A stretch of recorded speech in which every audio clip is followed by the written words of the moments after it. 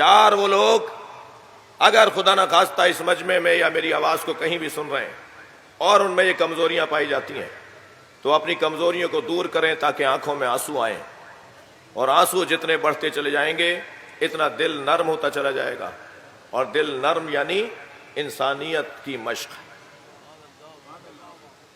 توجہ ہے آپ حضرات کی؟ سب سے پہلی چیز جمود العین،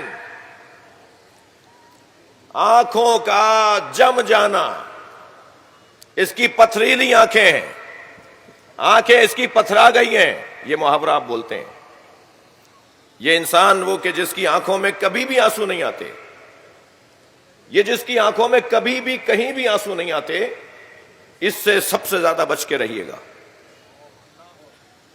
یہ معاشرے میں کبھی صدام بن کے سامنے آتا ہے، یہ معاشرے میں کبھی حجاج ابن یوسف بن کے سامنے آتا ہے۔ صلوات پڑھ لیں ذرا محمد و آل محمد۔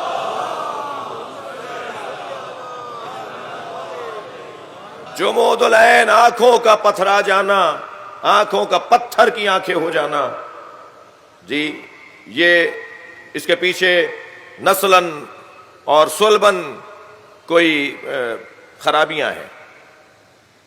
آپ چلے جائیے ایسے افراد کی تحقیق کے اندر کہ جن کے اندر یہ کیفیت پائی جاتی ہے، ان کے نسل کا کوئی مسئلہ ہوتا ہے، ان کے صلب کا کوئی مسئلہ ہوتا ہے۔ دوسرا قسوۃ القلب، دل کا سخت ہونا، جس کا دل سخت ہوتا ہے۔ یہ حدیث سنا رہا ہوں، علامات الشقاء، حدیث کے جملے سن رہے ہیں، علامات الشقاء، شقی ہونے کی چار نشانیاں۔ ذرا صلوات پڑھیں محمد و آل محمد۔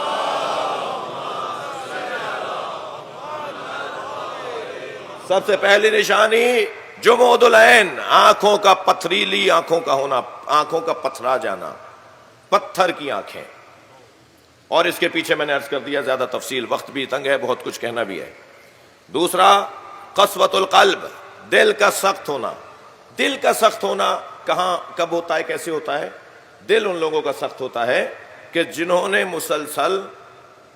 مسلسل غیر انسانی منظر دیکھے ہوتے ہیں، غیر اخلاقی اور غیر انسانی مناظر جو لوگ دیکھتے ہیں، ان کا دل سخت ہو جاتا ہے۔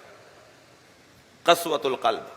مجھے قصائی حضرات معاف کریں گے، شاید ایک سبب قصائی کو قصائی کہنے کا بھی یہی ہے، بار بار خون، بار بار تڑپتا دیکھنا، بار بار کھال اتارنا، وہ جو دل کا سخت ہو جانا۔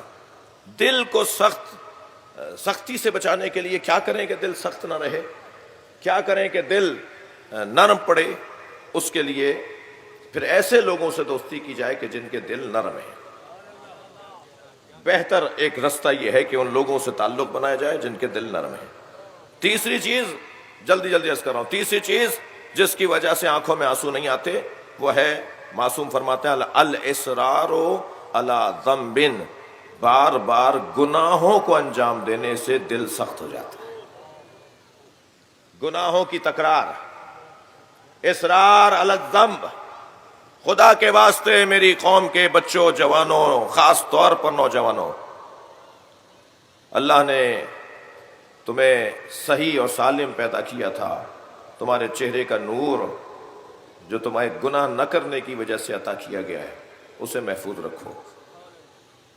خاص طور پر تنہائی کا گناہ۔ مجمع میں انسان گناہ اس لیے نہیں کرتا کہ چار آدمی گواہ بن جائیں گے، مگر یہ بات بھول جاتا ہے کہ تنہائی میں بھی اللہ نے گواہ رکھے ہوئے ہیں، اور وہ جو تنہائی کے گواہ ہیں نا، وہ کسی سے پیسہ لے کے خاموش نہیں ہوں گے۔ جو تنہائی کے گواہ ہیں وہ کسی کے روب میں آنے والے نہیں ہیں۔ در و دیوار گواہی دیں گی، وہی ہاتھ گواہی دے گا جس سے گناہ ہوا ہے، وہی زبان گواہی دے گی جس سے گناہ ہوا ہے، وہی آنکھیں گواہی دیں گی جس سے گناہ ہوا ہے۔ لہذا الاصرار علی الذنب۔ عزیزو، مجھے ایک محبت بھرا جملہ کہنے دیجئے، اگر بار بار گناہ کرنے کی وجہ سے میری آنکھوں کے آنسو خشک ہو جائیں اور حسین کی مجلس میں آنسو ہی نہ آئیں، اسی وجہ سے گناہوں سے ہاتھ اٹھا لیا جائے کہ گناہ حسین پہ رونے نہیں دیتا۔ کثرت سے گناہ کرنے والا پھر حسین پہ رونے کے قابل نہیں رہتا، اور جو حسین پہ رونے کے قابل نہ رہے تو یہ تو ایک قطرہ اشک ہے جس کی وجہ سے اللہ ہزاروں گناہ معاف کر دے گا۔ کتنا بڑا انعام رکھا ہے۔ یہ میری کوئی خطابت نہیں ہے، مجھے تو مجلس پڑھنا بھی نہیں آتی، یہ معصومین کے فرامین ہے۔ یہ خاص طور پر امام صادق اور امام رضا علیہ السلام،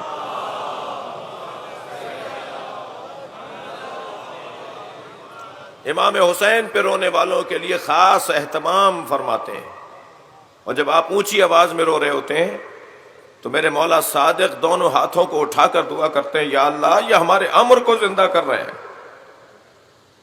جب آپ اونچی آواز میں روتے ہیں تو امام محمد باقر مصلی بچھا کر نماز پڑھتے ہیں، اور 2 رکعت نماز پڑھنے کے بعد حسین پہ رونے والوں کے لیے دعا کرتے ہیں۔ اتنی بڑی شہادت۔ مولا رضا کی خدمت میں جب چاہنے والا آتا ہے تو ایک سرد آہ بھر کر، ایک ٹھنڈی سانس لے کر کہتے ہیں تم حسین پہ روتے ہو؟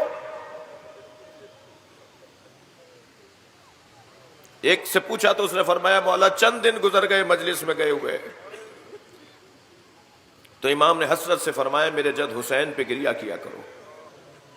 یہ جو ائمہ کی حسرت ہے نا، اگر یہ میرے گناہوں کی وجہ سے پوری نہ ہو رہی ہو، خدا کے واسطے اسی وجہ سے گناہوں سے ہاتھ اٹھا لیا جائے کہ گناہ حسین پہ رونے نہیں دے گا۔ الاصرار علی الذنب، میں حدیث سنا رہا ہوں آپ کو، جو بار بار گناہ کی تکرار کرتا ہے تو پھر اس کا دل سخت ہو جاتا ہے، اور جس کا دل سخت ہو جائے پھر اس کی آنکھوں میں آنسو نہیں آتے۔ پھر فرماتے ہیں کہ جس کا دل سخت ہو اس کی ایک نشانی یہ ہے کہ الاصرار علی طلب الدنیا، یہ بھی لے لوں، وہ بھی لے لوں، یہ بھی کھا لوں، وہ بھی کھا لوں، یہ گاڑی ہے تو اور لے لوں، وہ بنگلہ بنایا تو اور لے لوں، 4 پلاٹ ہیں 5واں بھی لے لوں۔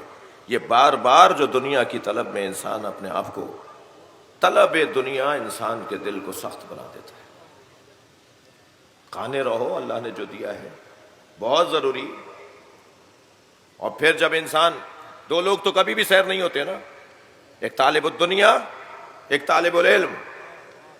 طالب علم کبھی سیر نہیں ہوتا، اسے اور علم چاہیے، اور علم چاہیے، اور علم چاہیے۔ اور ایک طالب دنیا کبھی سیر نہیں ہوتا، لیکن جو دنیا کی دوڑ میں لگا رہے۔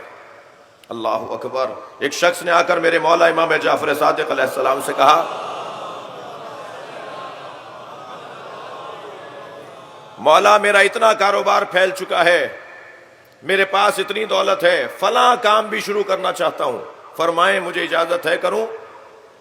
حضرت نے فرمایا یہ کام جو تم بڑھاتے چلے جا رہے ہو اس کے فائدوں کے ساتھ نقصانات پہ توجہ ہے۔ تھوڑی دیر خاموش رہا، کہنے لگا استخارہ دیکھ دیجئے۔ حضرت نے استخارہ دیکھ دیا، استخارہ منع آیا۔ حضرت نے فرمایا نہیں کرو یہ کام، اپنے کام کو بڑھاؤ نہیں، جتنے ہو جتنا حاصل کر لیا اسی پر کافی، اکتفا کرو۔ اٹھ کر گیا، کچھ دیر بعد سوچا، کچھ لوگوں سے مشورہ کیا تو نظر آیا کہ جی فائدہ تو بہت ہے، اور آخر استخارے کے خلاف وہ کام شروع بھی کر دیا، اور بڑا کمایا، بڑا فائدہ، بڑے پیسے، بڑی دولت بنائی، بڑی دنیا بنا لی۔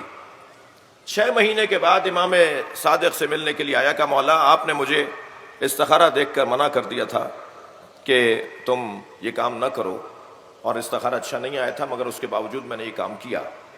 مگر مولا استخارہ تو اچھا نہیں آیا تھا، کام تو بڑا اچھا ہوا، فائدہ بہت ہوا، پیسہ بہت آیا۔ اب ذرا یہ جو جملہ، جو جواب امام کا ہے نا، اسے میں اپنے لیے ایک نمونہ اور ایک لاہ عمل بنا لوں۔ امام نے فرمایا پہلے تم اکثر ہم سے ملنے آتے تھے، اب 6 مہینے بعد ملنے آئے ہو، تمہیں وہ دولت عزیز ہے جو ہم سے دور کر دے؟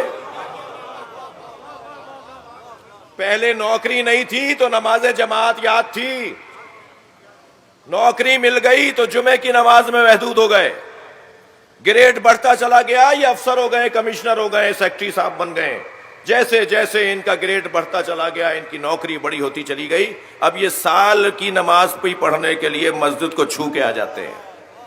جو پیسہ، جو دولت، جو افسری، صلوات پڑھے ذرا محمد و آل محمد۔